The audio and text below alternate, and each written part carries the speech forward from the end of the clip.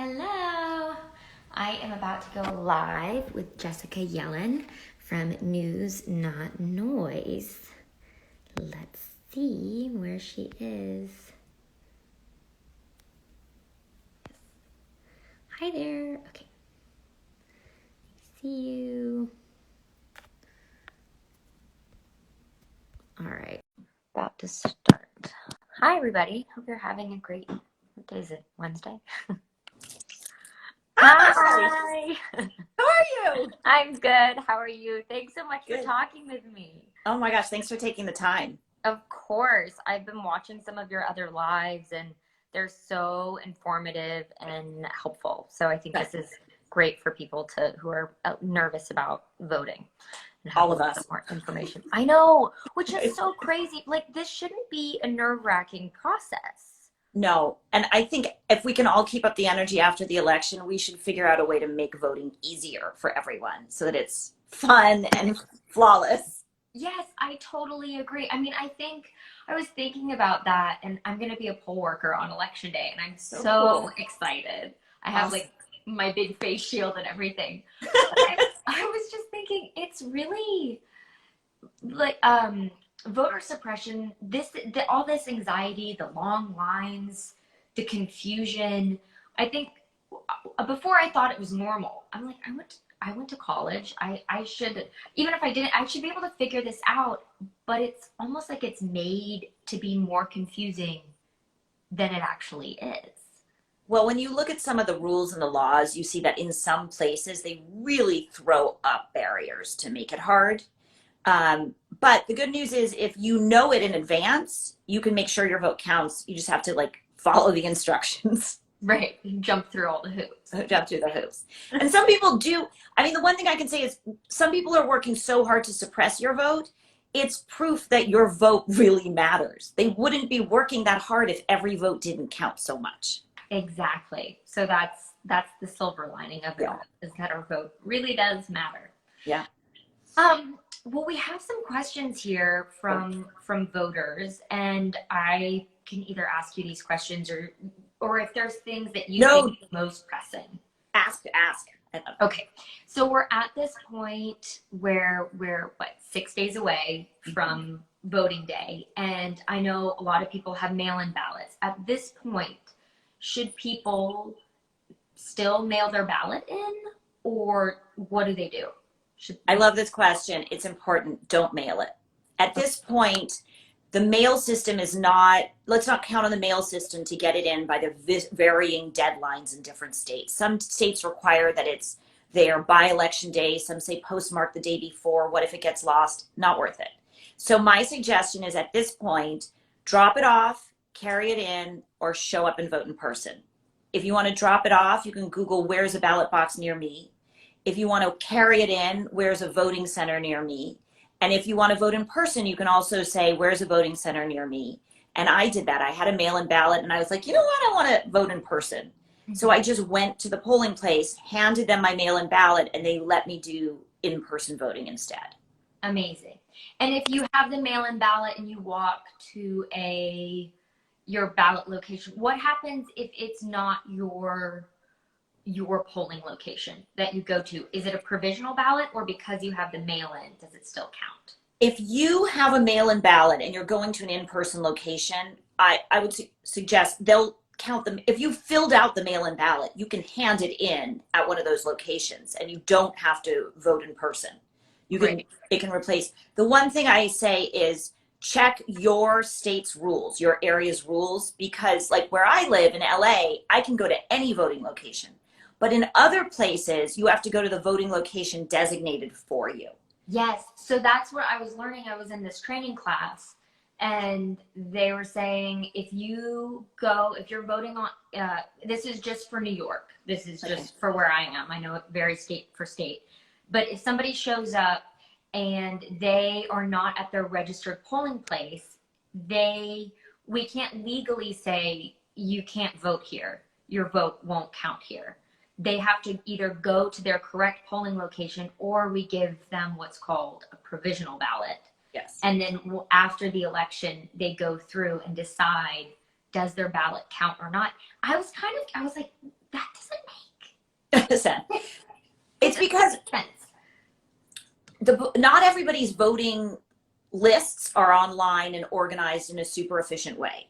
Mm-hmm. And every state has its own rules. Every county and municipality has different rules within the states. So you have to figure out what the rules are where you live.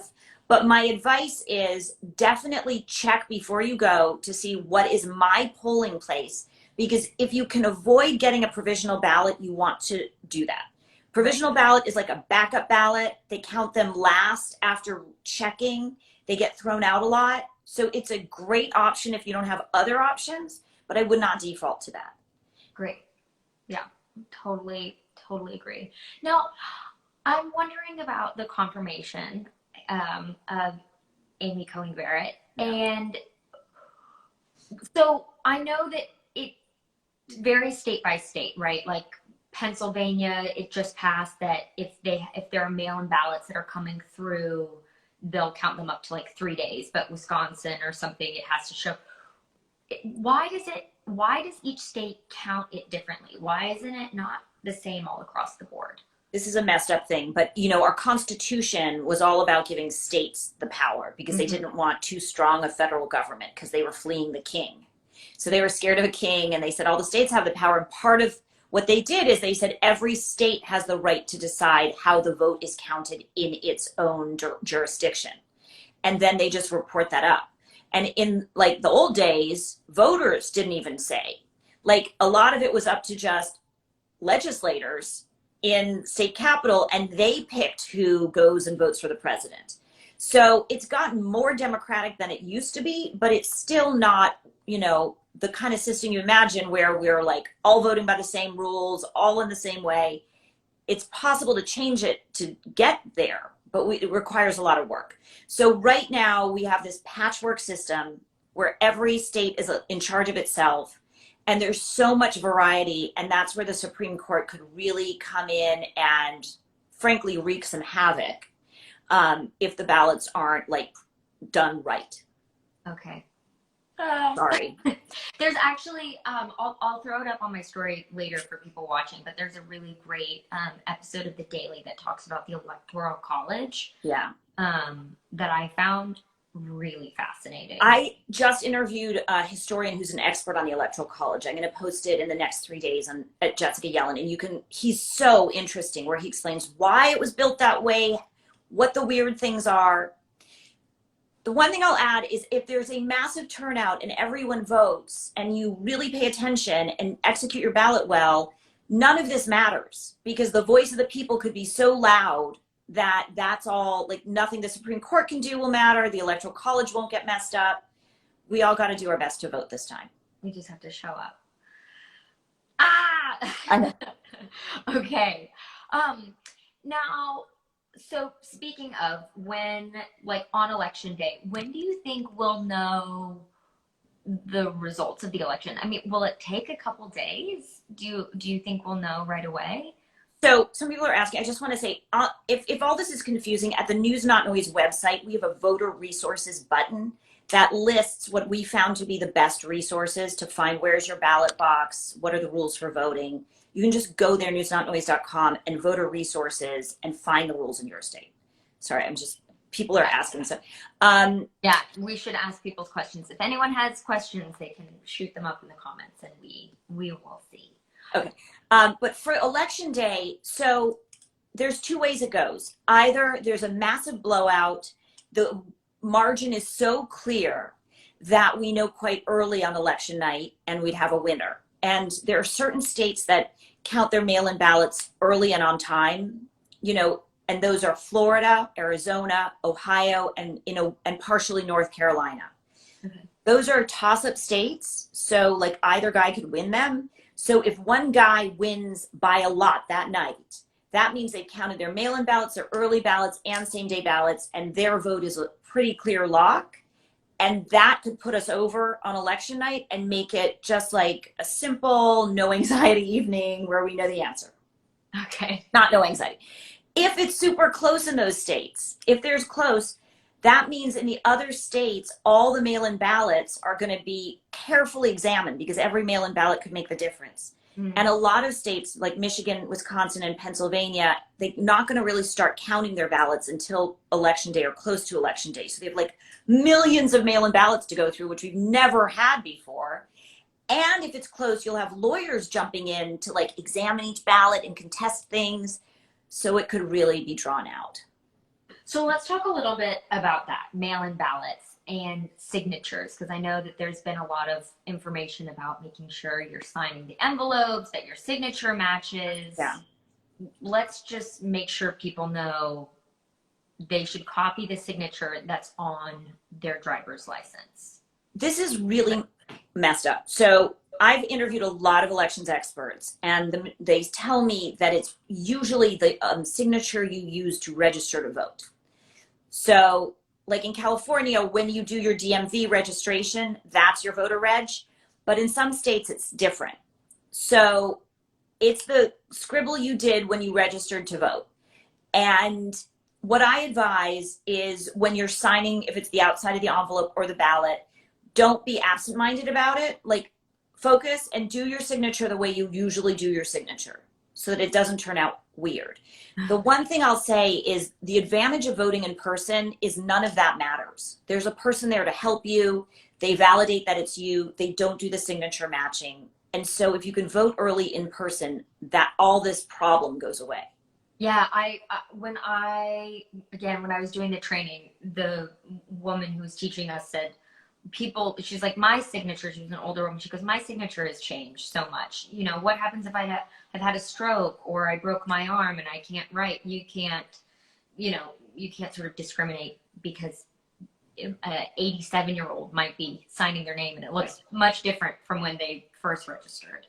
And that goes to, I want people to know if they are registering in person or if they are voting in person, they'll always be approached, or at least this isn't true in New York, they'll always be approached by two people, a Democrat and a Republican, and they can't electioneer or have any sort of influence on the way they vote, but you'll always it'll be bipartisan.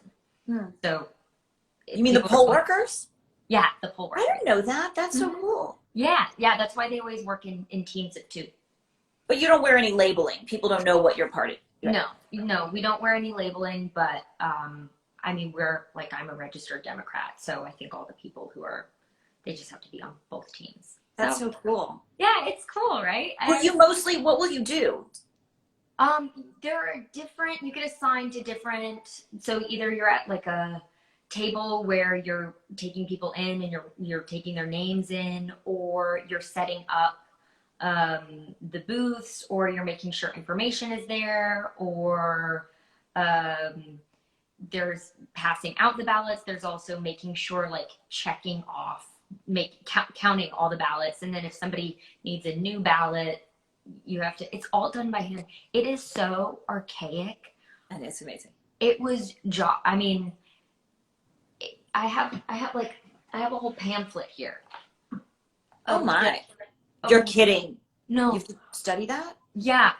I went to a 4-hour class, and then there's a pamphlet, and then there are YouTube videos. In all your free time. I'm just looking at it, and there's just so many, I mean, I don't even know. They're just like all these little, like, pull this tab out and then make sure you replace it with the orange thing. So anybody who's worried about voter fraud, do not be worried. Hard. It would be so hard. It would be so hard. I know. It made me really unconcerned about voter fraud. I mean, which tracks with the data. It's just not even a thing. It's so rare. It's not a thing. But thank you for doing that on behalf of all of America. That's like awesome. I registered for a bunch of days, but they didn't need me until voting day. So that'll be fun. I'm really curious. I'm excited. Okay. Oh, so if you don't have your license, if you don't have a driver's license, what is the best form of identification? Oh, that's a good question. I mean, you want to bring a photo ID. So if you have like an ID, official ID, or a passport, or any kind of official documentation from the state that is with a photo, because they're trying to validate that it's really you. Okay. And if go ahead. No. If you forget an ID and you don't have one, you can do the provisional ballot thing we talked about before. Okay. And I know, I can't remember what state it is, but they would count your gun. Right. Yeah. So this is where we have a tab that's like, what are the ballot rules in my state? And if you go there, you can look up your state and see, because every state, like we were saying, is super quirky. I mean, you know, some states might say any photo ID that has your name. So it really depends on your county and state. Okay, great. Well, that's good for people to know. Yeah, if you don't have a driver's license, look up what you should bring. Yeah. Okay, so don't mail in. I mean, it would be better to drop it off at a ballot box. And then what do you think voter intimidation looks like? Like, what are some of the red flags that people can look for? And what do they do if they are voting in person? They have a right to be there. Such a good question. So the first thing everybody needs to know, and I'm sure as a poll worker, this was drilled into you, if you're in line by the time your polling place closes, you have a right to vote. So let's say you get there at 5, your place closes at 7, you've been waiting 2 hours. Somebody comes out and says, sorry, everybody, but we're closed. Don't get out of line. Stay in line. Call the Voter Protection Hotline, which is 1-866-OUR-VOTE. 1-866-OUR-VOTE. They have lawyers and advocates on standby to take quick action going to a judge and getting an injunction to reopen the polling place. You will have a chance to vote, so stay in line. Other forms of voter intimidation are like anybody coming up to you and like harassing you about your vote, talking to you about how you're going to vote. If there's like police nearby giving you a hard time somehow about, you know, or federal agents saying, you know, if you come around here, your family could be deported. ICE agents standing near a location just as a form of intimidation. Anybody with a gun, anything that seems like that thing makes me scared and doesn't seem right and is deterring me from showing up. Call the Voter Protection Hotline. Let them decide if it's intimidation or not. You have a right, if you're a registered voter and a citizen, you have a right to vote. And so, like, find the way to exercise it. There are people here to help. The thing I'd say is if you're voting in person on election day, and you're going to probably do this, you got to bring like water and snacks and maybe a little thing to sit on. And because it could be a wait, and don't wear anything on your shirt, no logos for a candidate. Even if you're just into the environment and you're like, I love the environment, don't wear that. You know, you're not allowed to advocate for a thing near the polling place, and you don't want your clothing to be a reason you can't vote. Yeah, totally. There's some pizza. I know there's some company that's like sending pizza to the polls. Pizza to the polls. Yeah, you can call. I'll put it on my my feed so people. It's so good. And did you see? I think it's Joy to the Polls and Revival Dance Theater. I'll send you the links. But what they're doing is they're organizing dance parties at polling locations so that if you're in line, there's somebody showing you how to do like the cha-cha slide and stuff. It's really cute. That's so fun. I love that. Okay, let's see. Is there anything tracking ballots? You go online. It's at News Not Noise. You guys have all that information. I know I went on there. New York's, they had me yesterday, and then I looked it up today, and I couldn't find myself. Your ballot? Yeah, but it was there yesterday, and then it wasn't there today. And I just... You can actually call your county board of elections or registrar of voters and ask them what to do. Like, I'm not seeing my ballot. I'm sure they're inundated, but you know, you can give them a call. Okay. Yeah, I thought maybe their system was just wonky. I'm sure people are overloaded. Yeah. I figured that. But let's see. Okay. Oh, what if I'm voting by mail, but I messed up my ballot? How do you get a new one? So technically you can call them and apply for a new one. But again, since we're not trusting the mail, that's not a good option. At this point, they call it soiled, your ballot. If you made a mistake, I would go to an in-person voting location with that ballot and vote in person. Turn in your mail-in ballot that you messed up. They won't count it. They'll just trash it. and then you vote in person. At this point, it's too late to reliably get a new ballot through the mail. And I will tell you one thing. I went with my mail-in ballot to a voting location, and they never asked for my ID. So because I had a mail-in ballot, they used the barcode on that to validate my identity, and then I signed, and that was enough. Got it. That makes a lot of sense. All right. Well, okay. Track my ballot, and sorry, I'm just going through. And that's a lot. We've talked about so many things. It's been helpful. Oh, so if you're unsure, I did a live with Ballot Ready, and I think they're a great resource. If people haven't, if they haven't voted yet, and you are wondering, like, who are all these people on my ballot, and what do they do? What does it mean? You can go to ballotready.org. Is it .org? .com? Org. Yeah, they're great. .org. And they have reliable, nonpartisan, factual information. Yeah.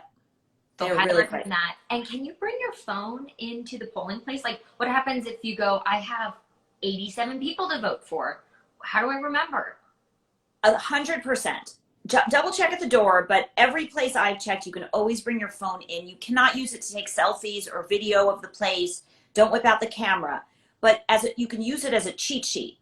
So this isn't a test. You don't have to memorize everyone. You can like write all your answers on your phone and take that with you. I use the sample ballot, and I just copy from the sample ballot my answers. But absolutely bring a form that already like has the answers there. It's the best way to get it done. Great. Yeah. Okay. Is there anything else that you think we should talk about or cover? I mean, the only thing is, if you already voted and you're wondering what to do, the most effective things you can do at this point are call up a few friends and see if they need help with their voting plan, like finding their voter location or knowing, like I'll share with you my cheat sheet of who I voted for, take it or leave it. Maybe it's helpful. So they find that if you call 3 friends, that gets 3 people to vote. They can get 3 people to vote, and it activates a chain.